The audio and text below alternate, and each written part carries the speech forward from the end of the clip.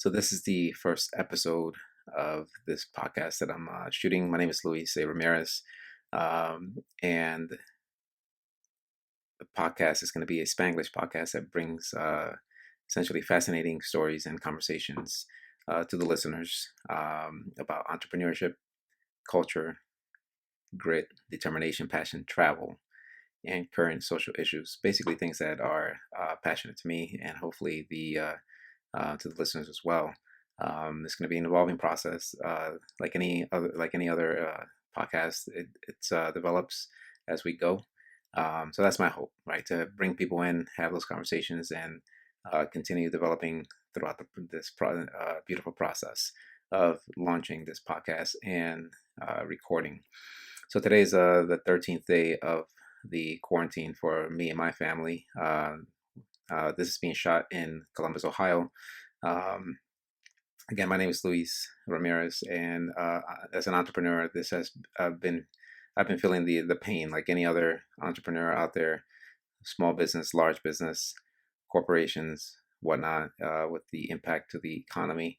So the company that I launched back in 2017, November of 2017, is called Fidelis, and throughout the process of launching the company has evolved from the original the original company that was established. Now, essentially, it's called Fidelis NA for North America LLC, and the company focuses on risk management for businesses. To be honest with you, I'm having a tough time deciding the future path of the company. I'm thinking that it's just going to be like any other small business out there, is feeling the impact. And the operations have pretty much ceased, which means that it's probably going to go downhill from there, like a lot of other businesses.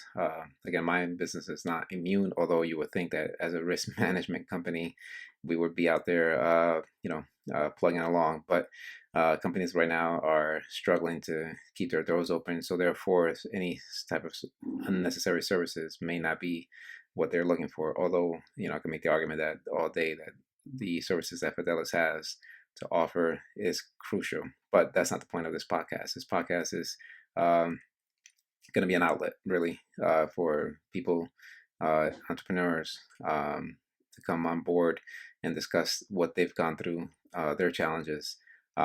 Especially going to be an outlet for me because I love talking to people. So that's the main reason why I decided to launch this podcast. I love talking to people. I love connecting with people. And the fact that right now I cannot connect with people, I guess it's having an impact on me as well. So here we go. So the first podcast. So why would you want to listen to this podcast? Like I mentioned before, conversations. I love having conversations with people, and no matter the situation, no matter the location, I'm always trying to engage with people, always trying to learn who they are, their names, and essentially get to know who they are. Because that, with me, that inspires me, motivates me to be a better person, inspires me to seek better opportunities anywhere and learn from them. So that's the format of this podcast. Essentially, it's going to be me with another person, interviewing that person, having a conversation with that person, and hopefully, when this virus gets better throughout the U.S. or the world, really, because it's not a U.S. problem, throughout the world, I'll be able to have these conversations, these podcasts out there instead of in my house while my child is sleeping, right? So. And we'll get more into the coronavirus. I'm not trying to make this into a coronavirus conversation, but I'm not going to be able to avoid talking about it. But again, I love talking to people, so that's kind of the reason why I decided to do this podcast. And the format of this podcast is going to be conversational format. Um, Motivation to me is a huge part of who I am. When people say I can't do something, it kind of motivates the shit out of me to get out there and do something about whatever it is that topic has been discussed. And I'll get into more of that later. I'm hoping to bring in a great friend of mine into this podcast, and because of him, I got motivated to do ultra marathons. So again, people motivate me, whether it's with through their personal life, stories or the professional stories. Really, I think we all have a story to share, whether it's a good thing that happened in your life that shaped the course of your life, or a negative, what you think is a negative thing that kind of shaped your life. Those negatives are actually opportunities to make something better of yourself, of your situation, and come out on the other side much stronger. And I think that's kind of the feeling that we're all having right now, where with through this coronavirus. And again, day 13, I've been listening to a lot of different conversations, snippets, and I think I want to do my part, because this has been on my mind for a very long time, creating a podcast, but I just haven't had the time. Now that I do, hey, let's launch it, right? People also inspire me all the time. So I get inspired to do better and help whenever I can when I have conversations with people, because people typically, they when they share their stories, it kind of provides that fuel that I need to be able to say, you know what, fuck it, I'm gonna try to help out to make their life a lot better. And that's kind of who I am. No matter who it is that I've engaged with, if I do see that there's a glimpse of hope that I could help out, I'm gonna do that, because at the end of the day, that person's life is going to be better. It's not going to cost me much to actually give them the extra push, and that's kind of what I want to do with this podcast. I want to motivate, inspire people through people's stories, right?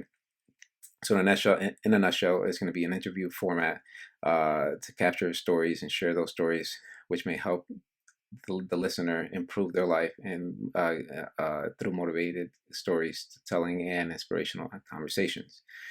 So, what motivated me to do this podcast? Well, uh, like I said before, I think I've been thinking about this for a very, very long time. Ever since I launched the my risk management business, Fidelis NA, I've been thinking about it. I thought about it, but the fact that I was servicing clients in the pre-K to 12 system, creating new products in the safety and security realm, I just didn't have time. I had to essentially, focus on the matter at hand, which was servicing my clients through customized risk management solutions. And those risk management solutions, they ran a gamut from safety and security at the building for people, and also their assets, right? So asset management, compliance, loss control. Those type of products were the type of products that, whenever a problem was presented, through the conversations or whatnot, the customized package was created for that client to be able to mitigate those risks and avoid any potential loss financially, or any assets to that business. Um, it's a great business to be in. I enjoyed every single aspect of it. I enjoyed my clients, and even through my client engagements, I was always having a conversation, because I think at the end of the day, it's all about relationships, right? Business is all about relationships, and that's the crux of this podcast. Like I mentioned, it's all about people. And as an entrepreneur, I want to bring in other entrepreneurs to kind of share their stories of how they got to where they are, their current challenges, because the challenges that I'm having right now are not the only challenges out there, right? There's a lot of different people out there that are having these same challenges. So um, I want to be able to focus on those stories of grit, those stories of determination, like I've mentioned before, passion, because at the end of the day, all those things kind of formulate who you are as a person and as a business as well. Also, travel. I love to travel. As you see over here, I have the map of a canvas of a map of the world. And I've traveled to 28 different countries, and I think traveling has made me a better person to understand people, understand cultures. I love food, so those things are going to be what motivated me here, is to share that and learn from other people through having this type of conversations, right? So most importantly, another part of this, I want to get to, when we're having conversations with these individuals that I'm going to be bringing on, I want to get to the crux of who is that person, right? Meaning that there's always some type of secret, I guess, or something that's deep down inside that has made you, or made that person who they are. So as an example, it's taken me a long time to actually come to terms with this, but I had a sister. She passed when she was very young. She didn't go past 2 months old. And while when I was studying at the Ohio State University, we had a project. Uh, and that project was essentially discovering your true north. And that discovery phase for me was that shit. Why is it? Who am I? That's pretty much the nutshell of the project. And I came to find out that I ask a lot of questions. I'm very inquisitive. I'm always learning. But the reason why I'm always learning, and the reason why I'm always inquisitive, and the reason why I ask a lot of questions is because of that experience I had when my sister passed away when I was roughly 11 years old, right? So during that time, things were kept in the dark for me. I was not provided enough details for me to truly understand the dynamics of what was going on in my life. So now that I'm an adult, I've asked a lot of questions. It doesn't matter the situation. If when I was in corporate America, working for Mercedes-Benz, as an example, I would ask questions as far as the programs that we were creating. Sometimes my bosses would get annoyed. So fuck what, right? But that's who I was. I was always asking questions. I don't know they got annoyed, but it made me a better person to understand why the fuck are we doing this? Why are we creating this program? But at the same time, it allowed me to contribute better to whatever projects that we had. Um, so when I was at the MBA program, I realized that uh, the fact that I asked a lot of questions, inquisitive, was because of that one moment in my life that has defined me to my adulthood of today, of having conversations, talking to people, digging deep and doing root cause analysis to find out more on the topic, find more on the project. And at the end of the day, that allowed me to develop who I am. So that's kind of the other element of these conversations, that I hope that people dig deep and find out who are they, what shaped them throughout their life, the course of their life. What are the future podcasts that listeners should be expecting to listen to here with me? Entrepreneurship is going to be a big part, really. Like I alluded before, I want to bring in entrepreneurs and just have a conversation. I think entrepreneurship is the backbone of this economy, of any economy around the world. People get really ingenuitive when they're creating, when they see a problem, and they come up with great solutions to tackle that problem. And I think entrepreneurs have a lot to offer to corporate America, or just not corporate America, just corporations around the world, really.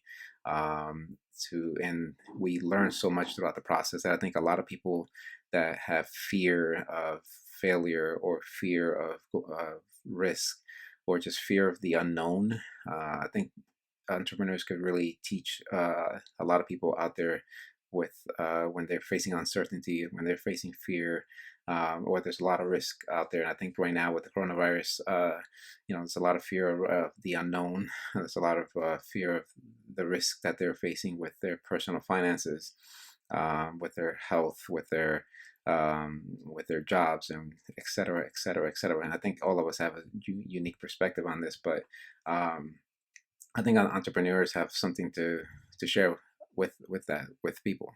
Um, Sports, that's another thing too that I'm thinking would be of value to the listeners, because sports, you have to use a complete mindset, mind, body, and soul to be able to reach that your pinnacle. And for me, a touchstone for me has been running, really ultra marathon runs. So I'll get into that a little bit later. But I think sports could teach people here how to be motivated, inspired, and overcome challenges. Really. Also, I'm hoping to bring in some business executives. I think they have some pretty unique ways of thinking, and those executives always have, in my opinion, have taught me a lot about life, a lot about business, and I think a lot of people could learn about how to apply those managerial skill sets into their life to face uncertainty or risk, or make some tough decisions, make some tough challenging thoughts. Culture, I mentioned before, culture. Again, the map behind me is a important part of my life. I love to travel. I love to just pick a location in the world and just say, you know what, screw it. I'm just gonna go there, and not really plan my itinerary. I don't like doing itineraries when I travel, although I do plan as far as if I'm going to a country, I want to know, the safety and security of that country, and find out the streets, and do as much reconnaissance before I go there. But as far as mapping out day one, I'm gonna go. No, that's not who I am. I just like to just literally wing it when I get there and say, you know what, I'm gonna just these are the top things that I might want to do. Like I went to Rio de Janeiro in Brazil, and they're fascinating. I knew I wanted to go to Ipanema. I knew I was going to go to Rio de Janeiro, um, but then I just went with it. Meaning that when I got there, I knew that there were things that were going to happen while I was there during the World Cup that they had. Um, but as far as planning, that's I'm not a daily planner when I travel. But again, that's another topic that I'd like to that I think the listeners would like to listen to. Stories about grit and determination, like I mentioned before, and stories that are culturally devoted to the social issues that we have right now, whether it be it music, whether it's politics, right? I think politics is a huge topic as well. Um, but it's going to be a nonpartisan. I like to talk about politics. I do have a master's in international relations, and also studied not political science, but just diplomacy and international relations, which is kind of similar as political science. There's a lot of politics. That's the reason why I said that, because there's a lot of political um, topics that were studied in uh, in diplomacy and international relations. So I would like to bring in people that are willing to have an open point of view conversation on pretty much all those topics. Um, and hopefully I get some sponsors. So right now, since this is my first episode, I clearly have no sponsors. Although I can say that my former company, Fidelis, like I mentioned, I could throw that in there as a plug, but not sure if there's any companies out there looking for any type of the services that Fidelis was offering before, in the safety and security, risk management, business continuity, planning. But unfortunately, the business has taken a hit. I'm not. It's not operating right now. So therefore, since I have no customers, hey, uh, can't go out there and say, hey, Fidelis. But anyway, so sponsors. Looking forward to hopefully getting some sponsors and helping businesses maintain their business through these type of conversations. That way, we could throw in some sponsors as well. So last but not least, uh, last but not least, I'd like to basically finish this first podcast by talking about some tips. I guess through we're all all over the world. We're all living through this crazy time right now. That a lot of us are pretty much quarantined. Um, so I think I would like to take this opportunity to bridge some of the experiences that I have had in running a several ultra marathons, something that's near and dear to my heart. I've been, in several different ultra marathons, which I've failed in so many of them. I've had, in my opinion, great success in all of them, really, whether it's a failure or not.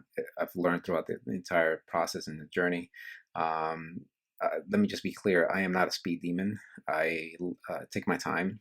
I think that's really what separates, from my perspective, from my opinion, ultramarathon running compared to a 5K or a marathon. And I've done several marathons. I've done several 5Ks, 10Ks. Um, but I've always gravitated to the ultra marathons because I could take my time. Number one, it's a crazy analogy that I like telling people that when I started realizing that I'll pay shit, I think it was like $20, $30 for a 5K or a 10K, whatever, or a marathon. I ran the New York Marathon before, so I launched maybe 12 years ago.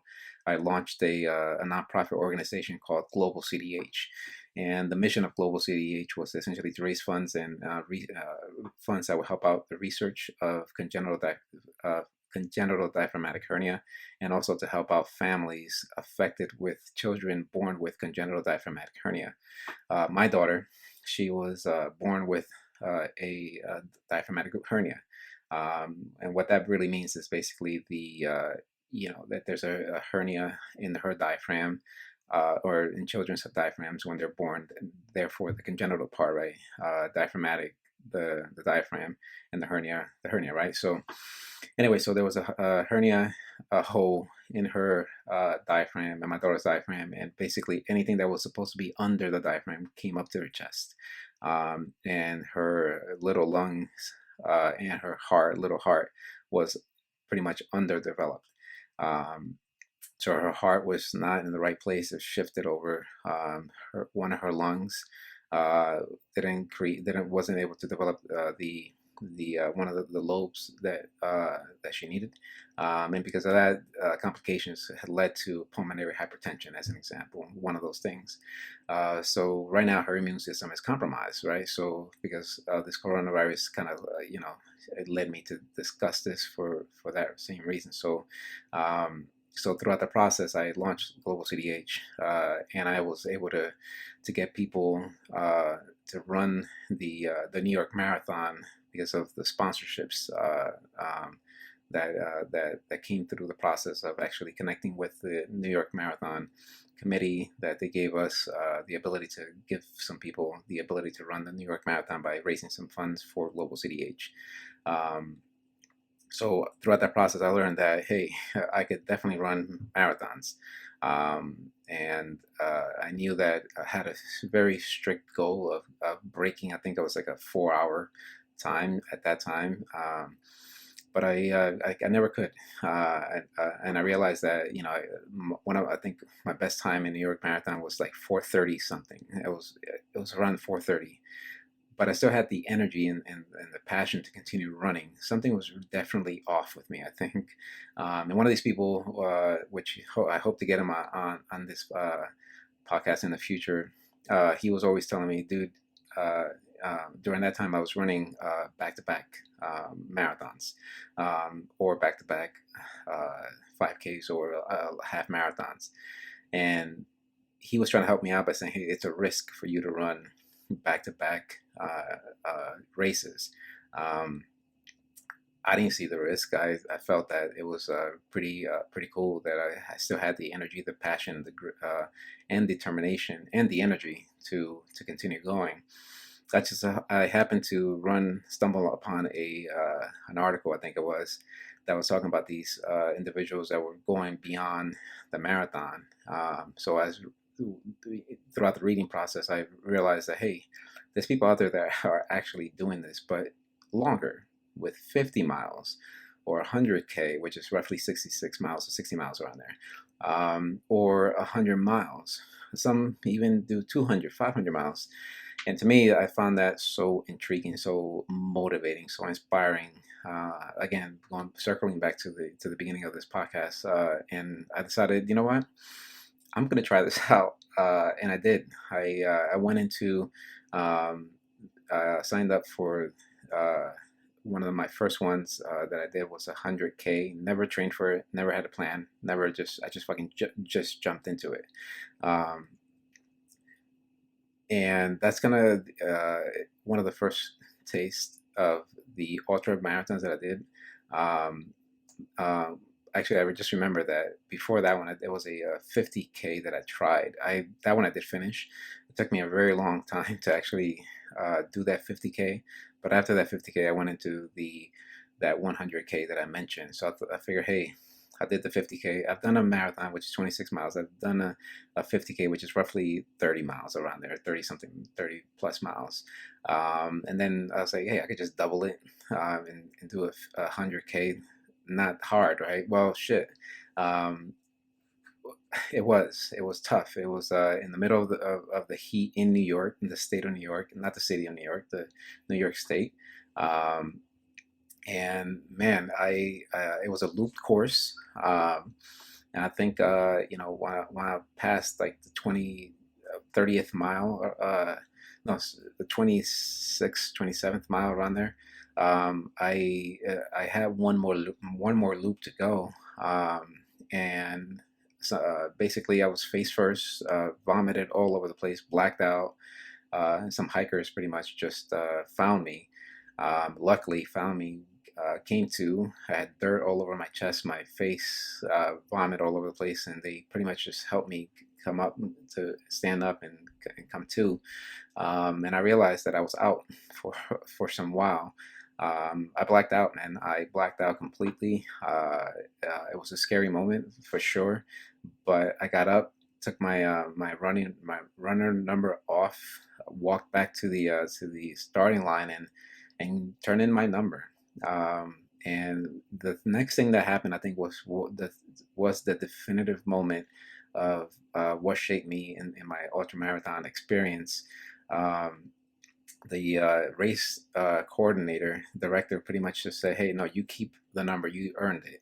Um, and I found that pretty odd, really, because in marathon running, it's just, everybody, the coordinators and every volunteer, they do a fabulous job, but they're all dedicated to that craft, and they're so focused on it that they, in my opinion, in my experience, a runner is just a number. However, in the ultramarathon world, every runner counts, and I saw that at that moment, that every single runner, whether you fail or are successful, it's a value, right? So I think that was really one of the definitive moments that I went ahead and signed up for a 50 miler right after that, because I wanted to just try something a little bit less than 100K, but I wanted to test out the 50 miler. And that 50 miler was Virgil Crest in New York, and by far one of the best races I've ever done was that one. Beautiful scenery, beautiful landscape.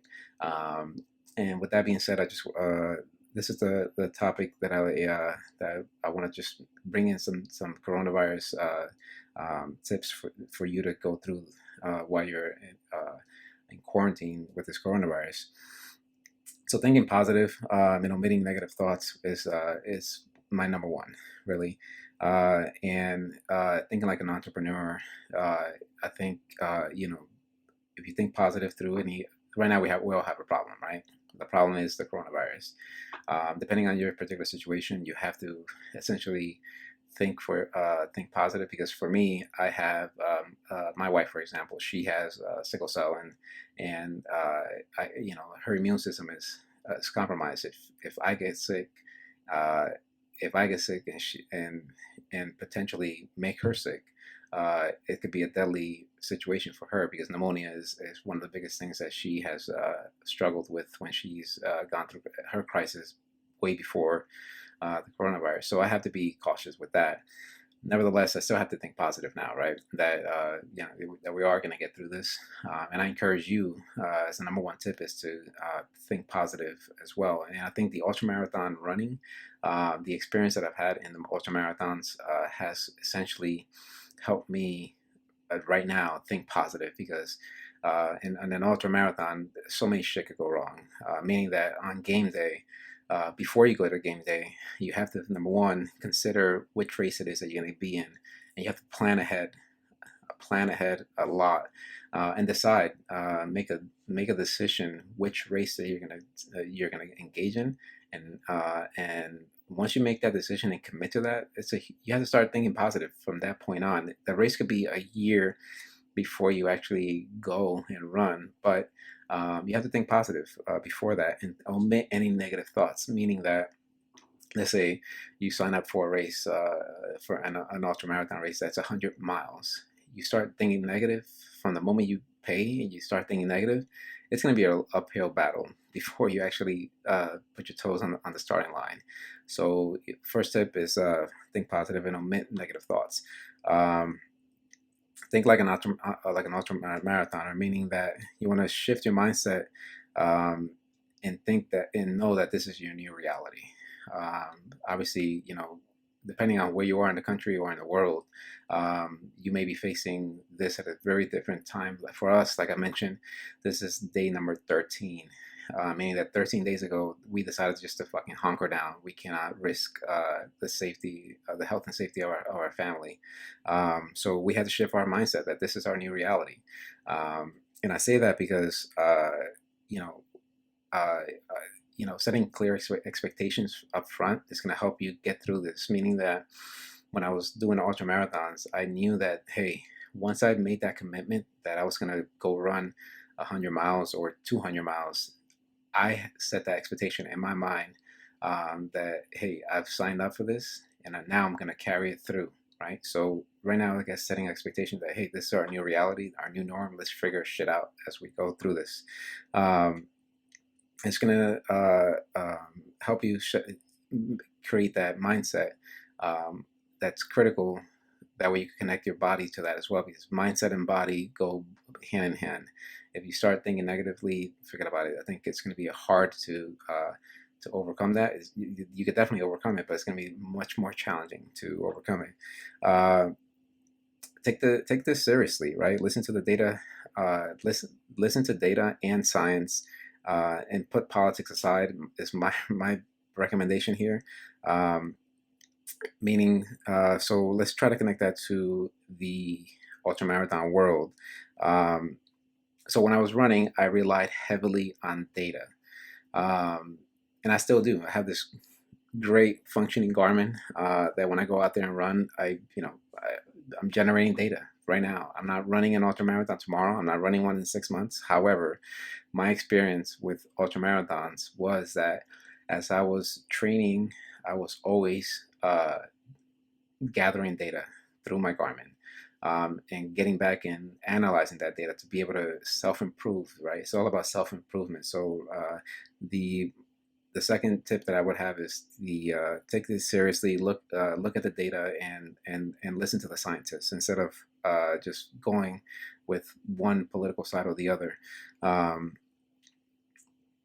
You could only improve on what you can measure, right? And if you were able to measure it, you could make progress on that. So that's kind of where I'm saying, let's my tip was to look at data and look at the science.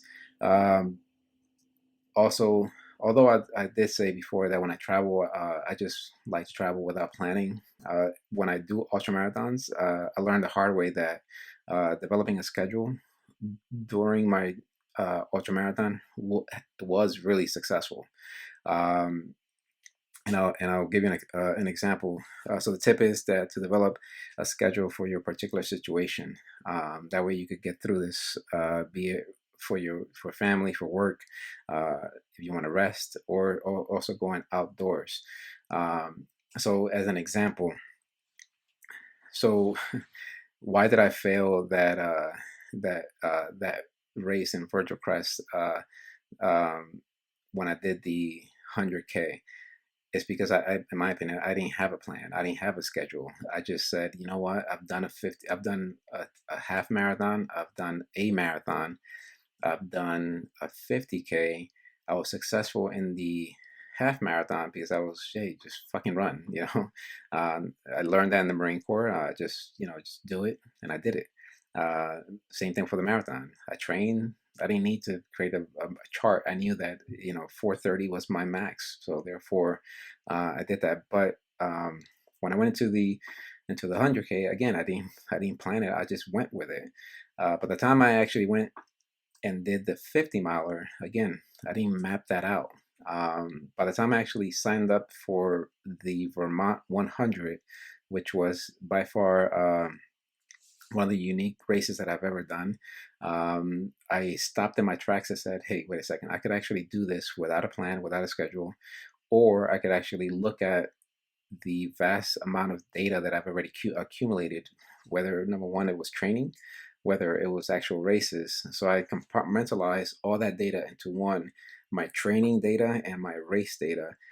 And I created a chart that a chart that allowed me to create a schedule for my race in Vermont 100. And one of the pacers, well, I guess the only pacer that I had was Mishka Shugali. He's a great author, great artist, musician. So he paced me, and I showed him my schedule. I showed him, hey, this is how I am going to come under 24 hours in this race. I don't know what the fuck he was thinking, but he was probably thinking this guy is a fool. This guy is crazy. But that's who I am, right? I'm crazy, and I guess I'm a fool sometimes. And I decided to roll with it. And I showed him again the plan when he came in. At I think it was towards my second third of the race, and he was pacing me throughout the entire time. I said, "Hey, this is what we're gonna do. We're gonna do. I think it was like 14-minute, between 12-minute and 14-minute miles to be able to come in under 24 by the time that he actually came up." So I was doing a lot of math, a lot of algorithm while I was running to keep me, to keep my mind sharp and pace. And he was shocked that I was still coherent and able to make on the spot calculations based on my schedule to alter the schedule. But guess what? It fucking worked. And I enjoyed the fact that I came in under 24 hours because of that schedule, and obviously his help as well.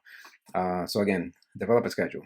I think it will definitely help you out throughout your course of your day. And that schedule,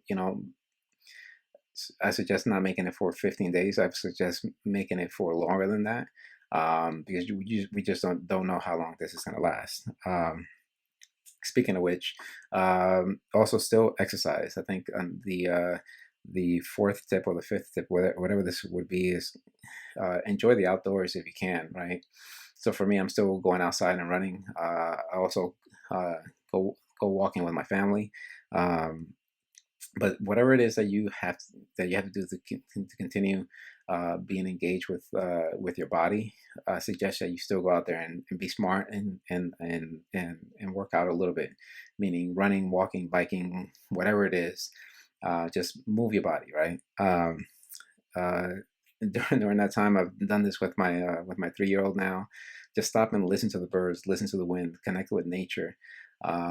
Because now I think, although the world has stopped, then we can make an argument that the world is actually enjoying, the lack of carbon monoxide that's being emanated, that has not been introduced again into the world. So, the air has been purified. I think I'm not a scientist, but I think with there's been some stories that I've read that the climate change, it has benefited a little bit from the fact that the whole world has pretty much paused for a little bit. Also, try to document your in a journal, all your experiences through this quarantine. So that's something that I did with my ultra marathons. Afterwards, I just sat down and just wrote down some of the experiences that I have had, and I have right now is pretty much